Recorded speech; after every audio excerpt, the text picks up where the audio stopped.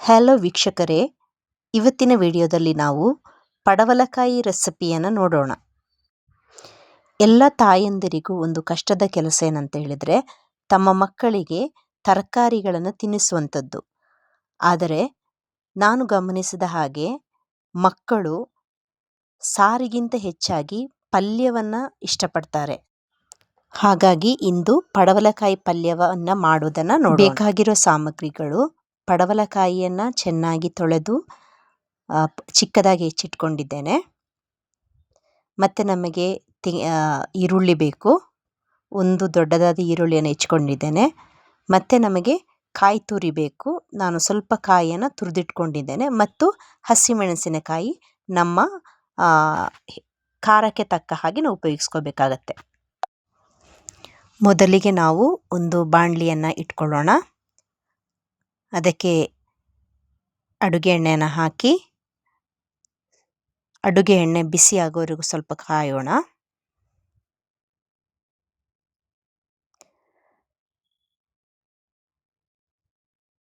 ಈಗ ಅಡುಗೆ ಎಣ್ಣೆ ಬಿಸಿ ಆಗ್ತಾ ಇದೆ. ಈ ಸಂದರ್ಭದಲ್ಲಿ ನಾವು ಸಾಸಿವೆಯನ್ನು ಹಾಕೋಣ.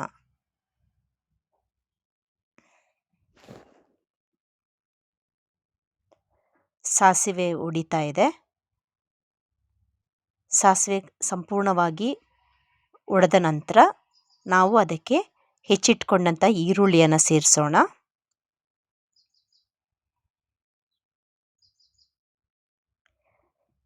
ಈರುಳ್ಳಿ ಸೇರಿಸಿದ ನಂತರ ಆ ಈರುಳ್ಳಿ ಬಾಡಲಿಕ್ಕೆ ನಾವು ಸಮಯವನ್ನು ಕೊಟ್ಟು ಅದಕ್ಕೆ ನಾವು ಹೆಚ್ಚಿಟ್ಕೊಂಡಂತಹ ಹಸಿಮೆಣಸಿನಕಾಯಿ ಸೇರಿಸಿ ಚೆನ್ನಾಗಿ ಕೈಯಾಡಿಸೋಣ.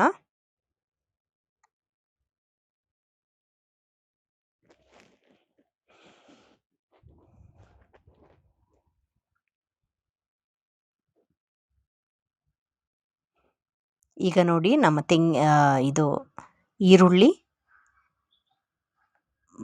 ಬಾಡಿದೆ. ಈಗ ನಾವು ಅದಕ್ಕೆ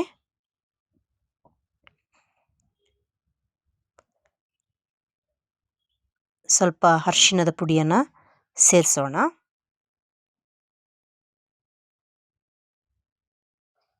ನೋಡಿ, ಚೆನ್ನಾಗಿ ಬಾಡಿದೆ. ಈಗ ನಾವು ಸ್ವಲ್ಪ ಅರಿಶಿಣ ಪುಡಿಯನ್ನು ಹಾಕೋಣ. ಹಾಕಿ ಚೆನ್ನಾಗಿ ಈರುಳ್ಳಿ ಜೊತೆ ಬೆರೆಯೋ ಹಾಗೆ ನಾವು ಕೈಯಾಡಿಸಿಟ್ಕೊಳ್ಳೋಣ. ಈಗ ಅರಿಶಿಣ ಪುಡಿ ಮತ್ತು ಈರುಳ್ಳಿ ಚೆನ್ನಾಗಿ ಬೆರೆತಿದೆ. ಅದಕ್ಕೆ ನಾವು ತುರಿದಿಟ್ಟಿಟ್ಕೊಂಡಂತಹ ತೆಂಗಿನಕಾಯಿಯನ್ನು ಸೇರಿಸೋಣ.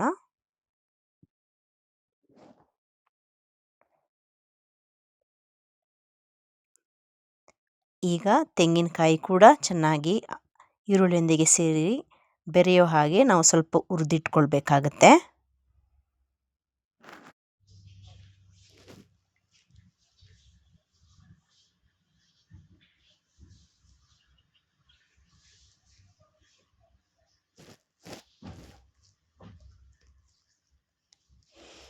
ಈಗ ನಾವು ಅದಕ್ಕೆ ಸ್ವಲ್ಪ ಖಾರದ ಪುಡಿಯನ್ನು ಸೇರಿಸೋಣ, ಜಾಸ್ತಿ ಬೇಡ.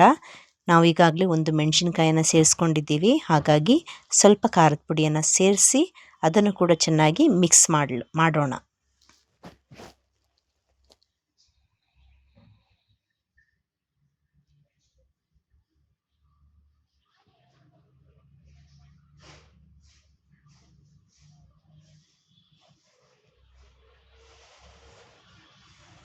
ಈಗ ಅದಕ್ಕೆ ನಾವು ಹೆಚ್ಚಿಟ್ಕೊಂಡಂತಹ ಪಡವಲಕಾಯಿಯನ್ನು ಸೇರಿಸೋಣ.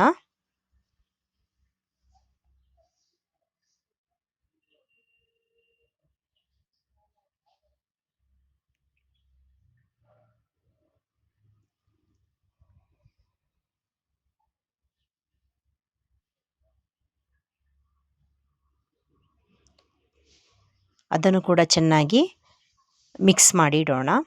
ಮತ್ತು ಅದಕ್ಕೆ ಅಗತ್ಯಕ್ಕೆ ತಕ್ಕ ಹಾಗೆ ಬೇಕಾದಂತಹ ನೀರನ್ನು ನಾವು ಸೇರಿಸಬೇಕಾಗತ್ತೆ. ಜಾಸ್ತಿ ಬೇಡ. ಅದು ಬೇಯಲಿಕ್ಕೆ ಎಷ್ಟು ನೀರಿನ ಅವಶ್ಯಕತೆ ಇದೆಯೋ ಅಷ್ಟು ನೀರನ್ನು ಸೇರಿಸಿ ನಾವೆಲ್ಲವನ್ನು ಚೆನ್ನಾಗಿ ಒಂದು ಸಲ ಮಿಕ್ಸ್ ಮಾಡಿ ಅದಕ್ಕೆ ಅಗತ್ಯಕ್ಕೆ ತಕ್ಕ ಬೇಕಾಗಂಥ ಉಪ್ಪನ್ನು ಕೂಡ ನಾವು ಸೇರಿಸ್ಬೇಕಾಗತ್ತೆ. ನಾನಿಲ್ಲಿ ಪುಡಿ ಉಪ್ಪನ್ನು ಸೇರಿಸ್ತಾ ಇದ್ದೀನಿ. ಪುಡಿ ಉಪ್ಪನ್ನು ಸೇರಿಸಿ ನಾವು ಅದನ್ನು ಮುಚ್ಚಿ ಇಡೋಣ.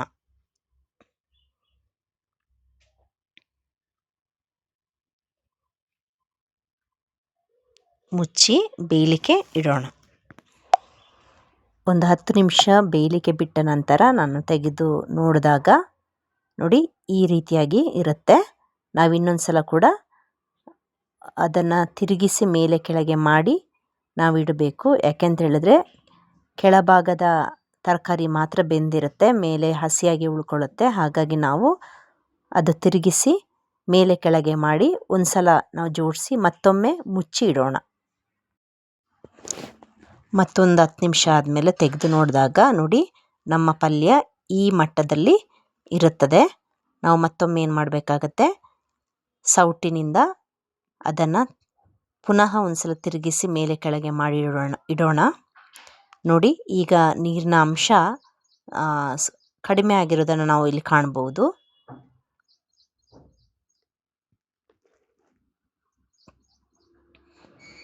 ನೋಡಿ ನಾವು ಹಾಕಿದಂಥ ನೀರೆಲ್ಲ ಬತ್ತಿದೆ, ಅಂದರೆ ಅದು ನಮ್ಮ ಪಲ್ಯ ಬೆಂದಿದೆ ಅಂತ ಅರ್ಥ. ಹಾಗಾಗಿ ನಾವು ಅದನ್ನು ಚೆನ್ನಾಗಿ ಮತ್ತೊಂದು ಸಲ ಸೇರಿಸಿ ಇಡೋಣ. ನೋಡಿ ಈಗ ನಮ್ಮ ಪಲ್ಯ, ನಮ್ಮ ಪಡವಲಕಾಯಿ ಪಲ್ಯ ರೆಡಿಯಾಗಿದೆ. Thanks for watching.